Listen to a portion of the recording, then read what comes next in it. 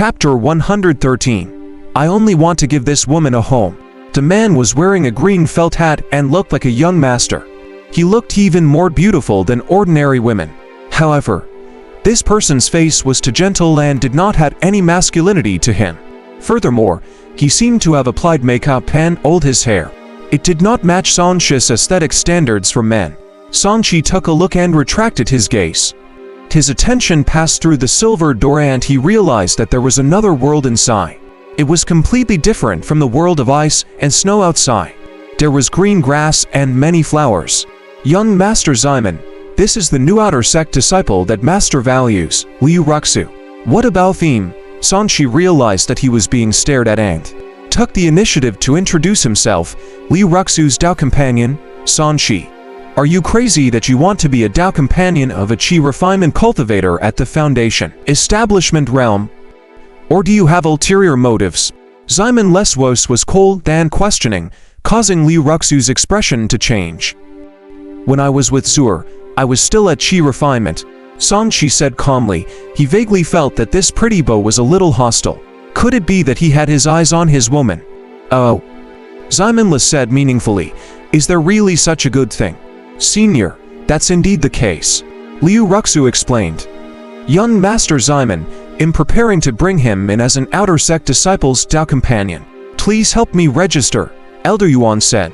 All right, come in. Tell me your hometown and age. Silken City, 18 years old. Sanchi calmly explained his situation. Simon Les' expression changed as he sized up Sanchi. You're only 18. You can count me as 19 if you want. Sanchi sensed that this fellow's hostility was a little obvious. Elder Yuan, are you sure there's nothing wrong with him? Which Foundation establishment cultivator at such a young age isn't a genius of a sect? How could an outer sect disciple whose training be so lucky to encounter him, and even snare him as a Dao companion? Simon Les' suspicious look made Elder Yuan frown. Young Master Simon, the world is in chaos now.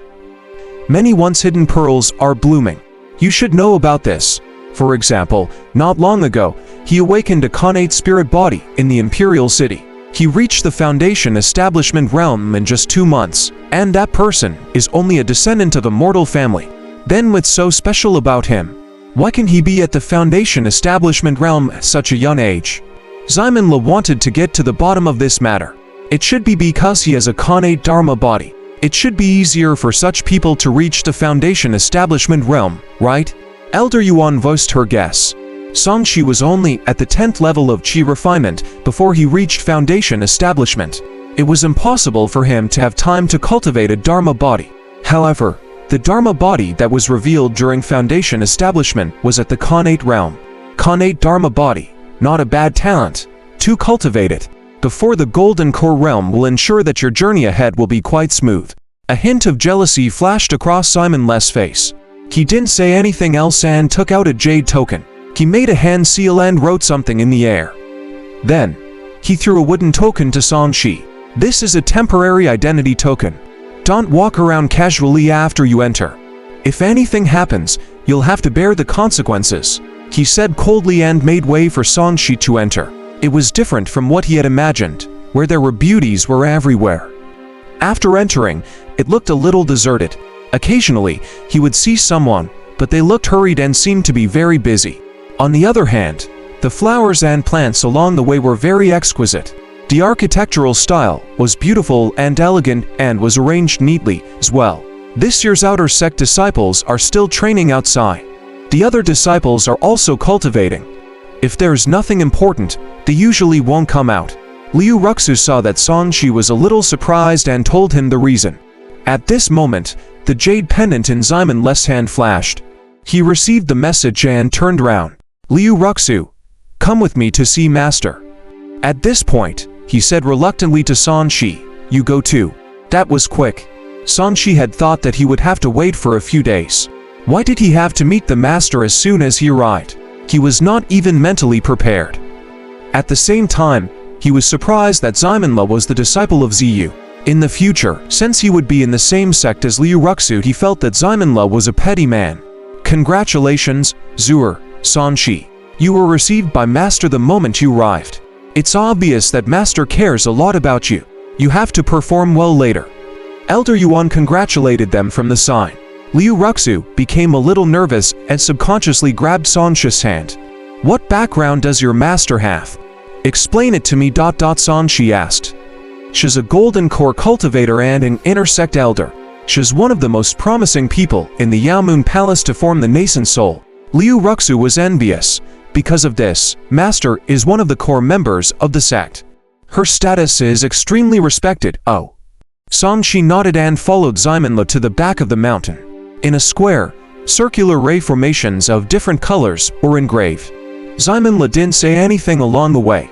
He led them to a circular ray formation and chanted an incantation. The array formation lit up brightly, and the surrounding space distorted. Sanxi only felt dazed for a moment before he appeared in a palace. Only then did he react. That should have been a short distance teleportation formation just now. It was really magical. Follow me. Ximenla led them deeper into the palace. After passing a few doors, they suddenly stopped. Wait here. Sanxi was left behind, while Liu Ruxu was brought to a bedroom. Soon, she walked out with a smile. Liu Ruxu waved her small fist and told him what Sanxi had to do next. I'll do my best. Sanxi was not too confident. Sanxi, come here. Ximenla's voice sounded. Sanxi took a deep breath and walked over. He was quite curious about what Fairy Ziyu looked like. He was brought to a deserted dinner hall. In front of him was a flight of stairs that was covered by a layer of purple gauze. Behind him was a jade bed on which a graceful figure could be vaguely seen lying. Sanxi couldn't help but take a few more glances at this distinct mysterious beauty. In the end, Ximenla snorted coldly. Keep your eyes in place. Don't think that you can look around just because you're outside. A fair lady is a good match for a gentleman too. A fair lady is a good match for a gentleman is a Chinese saying to describe how men can't help but admire and want to pursue beautiful women. In just admiring her, Sanxi corrected him and bowed to the graceful figure. Greetings, senior. You're so young, but you're already so glib-tongued. How many women do you want to harm by coming to the Yaomun Palace? Ziyu spoke. Her voice was as pleasant as a fairy's voice, and it carried a different kind of charm that made people want to listen to it forever. I don't seek to harm these women. I just want to give a home to the woman I like. Sanxi replied shamelessly. He was not afraid of golden core cultivators. After all, he had already interacted with them quite a bit. How dare you? Do you know what you're talking about? Ximenla berated. He felt that Sanxi was teasing Fairy Ziyu. Lear, you go down first. Fairy Ziyu was not angry. Instead, she asked Ximenla to leave. This pretty boy looked at Sanxi coldly. His hostility was obvious. Is there something wrong with this guy's head? Why is he hostile to him? Sanxi was puzzled. He had never had a conflict with this fella before. This was definitely their first meeting.